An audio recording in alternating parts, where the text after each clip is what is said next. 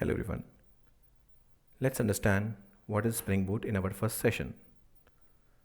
So let's say you want to build a car from scratch. You would need engine, wheels, brakes, and different components of a car. Then only you can build a car. In a similar fashion, let's say you want to build a web application or a website or a web service from scratch.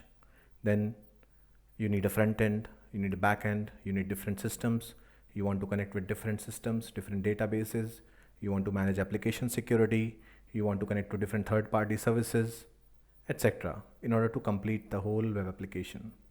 So Spring Boot helps you to take care of all these things and will let developer to focus on writing business logic so that the different aspects like connecting to different databases, application security, third party services will be managed by Spring Boot.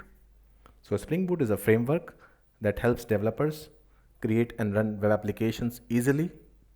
It simplifies the process of building and deploying applications by providing a set of pre-configured tools and libraries.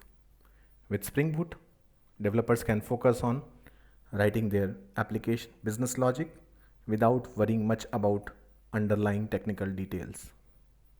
And in this way, it helps to create robust and scalable applications, and that is the reason Spring Boot is the choice for most of the web applications projects nowadays.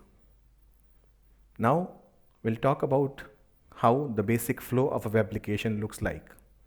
So you have a client which is nothing but a front end. A front end can be a mobile application or a desktop application or a website or a browser. Now let's say when you hit www.google.com or www.facebook.com.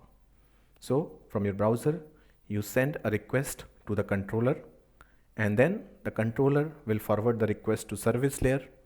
Service layer will connect with the database system.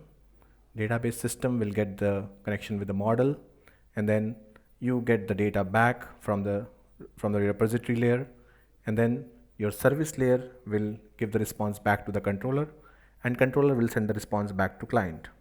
So this is the high level flow that typically involved in any web application project. Now let's talk about key features of Spring Boot. So the number of key features are auto configuration, embedded server, externalized configurations, Spring actuator, Spring security. We will be discussing about all these features in our next topic, one by one. Thank you.